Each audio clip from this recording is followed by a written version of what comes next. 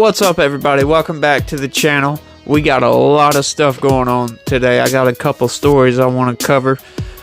First, though, on a brighter note, George Santos, you know, that idiot Republican that said he was Jew-ish? Yeah, he said he's not going to take a plea deal. He's pleaded not guilty, and he plans to run for re-election. What an idiot. He's taking the Trump route, obviously. And the only difference, though, between him and Trump is nobody likes George Santos. Not even Republicans. Oh, man, he's been brought up on corruption charges. It's crazy, that dude. It makes you think the arrogance of some people.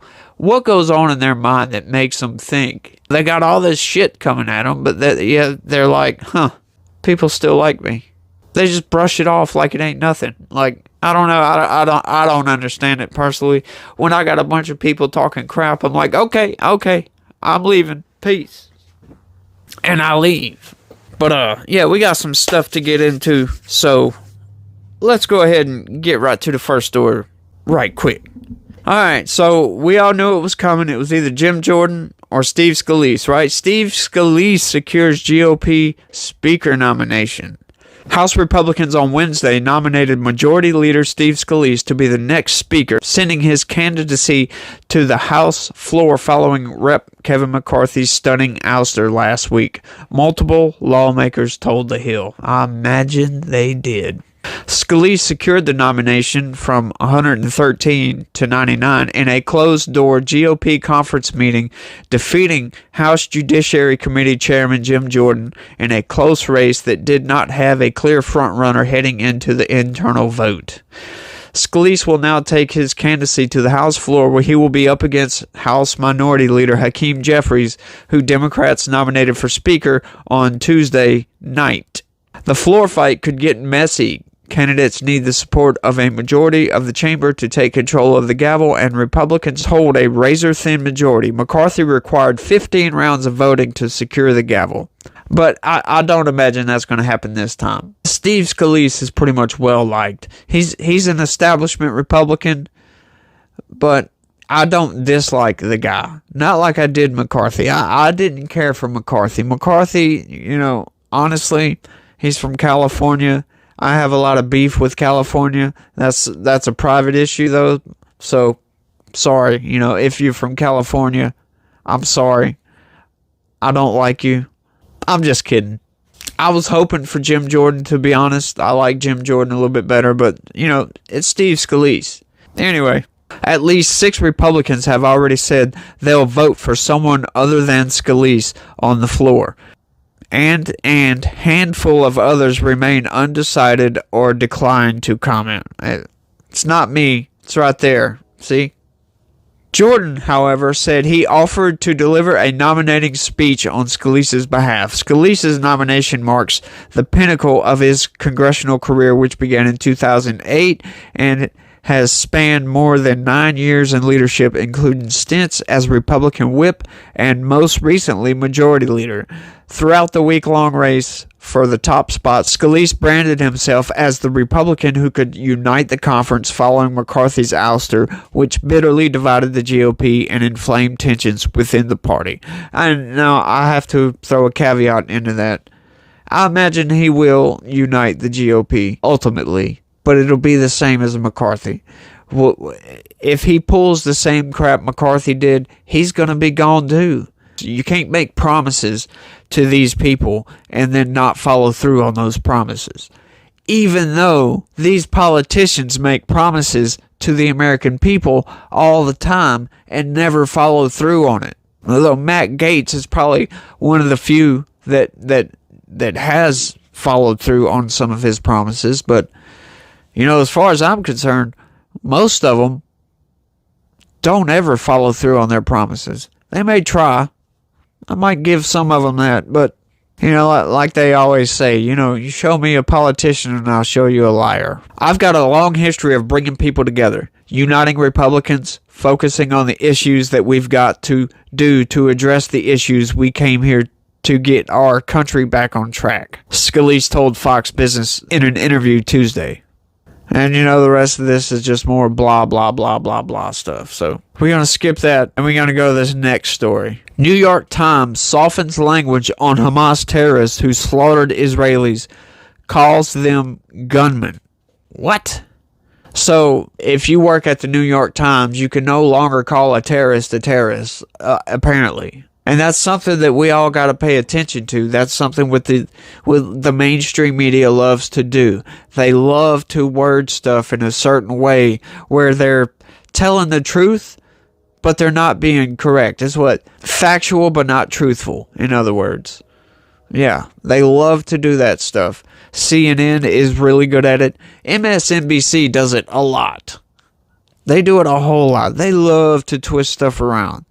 And we saw that with a lot of those Vivek Ramaswamy reaction videos I did a while back, where they would say something and he'd be like, no, that's not true. And then when you go and actually look it up, you see that Vivek was telling the truth and MSNBC was twisting shit around. CNN does it too. All of them do it. Fox does it. ABC, NBC, CBS. They all do it. So you gotta watch wording, man. The New York Times made a small yet significant change to one of their articles on the horrific terrorist attack by Palestine group Hamas, changing the language of a story from calling them terrorists to calling them simply gunmen. The article published Tuesday first reads as, Israeli soldiers regain control of areas near Gaza that came under attack. They are finding evidence seen in videos and photos and confirmed by witness accounts of the massacre of civilians by Hamas terrorists. It was later changed to read as Israeli soldiers blah blah blah blah blah blah blah massacre of civilians by Hamas gunmen. Greg Price pointed this out on Twitter, and archive links show that it was altered. In the wake of the attacks on Israel over the weekend, which was the beginning of an all-out war between Hamas in Gaza and Israel, while Lebanon's terrorist faction Hezbollah attacked and continues to lambast Israel from the north, many in the media called for something of an equivocation between the attacks by Hamas and the swift retaliation by Israel. I'm sorry, there's no equivocation at all in that. At all. Israel fucking demolished a lot of that shit in Gaza. They did a lot more damage, I believe, from what I've seen, than those terrorists did. There's no equivocation at all. The retaliation was far severe as far as building damage. But as far as personal injuries, dude, you can't go, I'm sorry to all these people out there that support Hamas and what they're doing. Please look at what you are saying here, okay? These people came in however they came in from these damn paragliders, okay? If they would have attacked military targets and civilians got injured as collateral, it's war. I'm sorry. That's how it happens. But I've seen videos, right, of a person in a car pulling up to a gated community. They pull up, punch in the code to go in. The gate starts opening. You see a guy run around the corner, just run right up to the car, point, bam, bam, bam, bam, and then run into the gate. There's no sense in that. You can't justify that by any means at all. Occupying force, whatever. Whatever you think your justification is for that, that is no justification. You can't justify kidnapping civilians, threatening to kill them live on TV. There's no justification, like I said.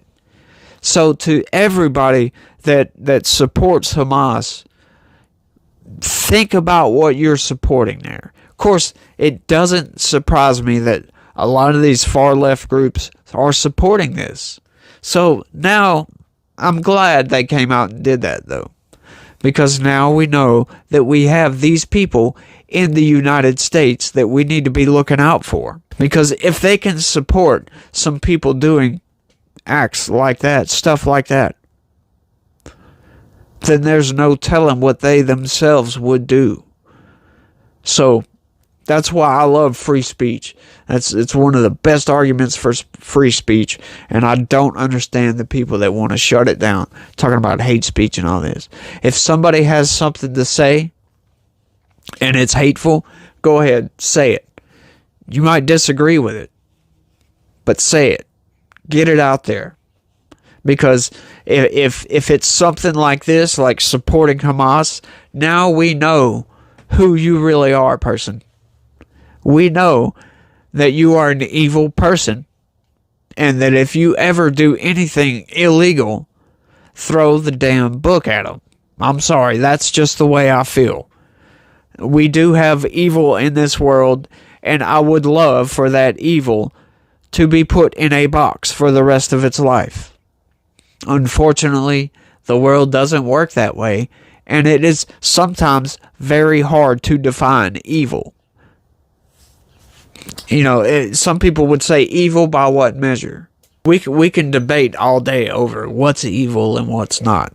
You know, you might have somebody, a strong conservative, you know, look at porn as being evil, while other people look at it as, you know, it's just two people doing their thing. I'm not going to give my opinion on that. I don't care for it personally, but I don't believe it's evil. But I can also say something else too, kind of changing gears here, that I'm proud of some of these Democrats, a lot of these Democrat politicians that are condemning Hamas, that when you would think they wouldn't condemn Hamas. People are condemning what's being done over there, and that's great. You're taking the insanity level from here, you bringing it down. I'm proud of you, some of y'all Democrats. But some of the far left extremists are showing their true colors, and it's really not cool. And something else I need to lambast on here for a minute. Some of our Republican politicians are just cheering for war. Lindsey Graham, for instance, talking about we're in a religious war. What the fuck are you talking about, dude? Yeah, go look that up if you haven't seen it. Lindsey Graham, I think it was on Fox or something, said we're in a religious war and they need to be leveled. Calling for... Oh, man, come on, dude. These people are insane. We have insanity on both sides. I know I talk about the Democrats being insane all the time, and I don't ever talk bad about the Republicans, but the Republicans are insane too. Yep. Like I said, that's why I love the First Amendment. Because now that Lindsey Graham, of course we all know he's a warmonger. He's one of the biggest voices for this Ukraine war. Just like Nikki Haley. I don't see how in the hell she's doing so good, being such a warmonger that she is. If it was up to her, she would send everything to Ukraine, it seems like. She's just right there. She would drop nukes on Russia in a heartbeat. That is somebody we do not need in the White House. We do not need some insane idiot that it would just be willing to destroy others for no reason. And that's one reason I like Trump. At least Trump is opposed to war for the most part. I know what you're thinking. I know what he did while he was president. But at least he was pulling some of the stuff the United States was doing. He was pulling it back, drawing it back in. Let's get out of Afghanistan. You know, I know he eradicated ISIS, but that's an evil. That's evil without a cause. Yes, I know. People have their arguments. I understand. But I followed that. ISIS was an evil without a cause, created by evil. I know where it came from.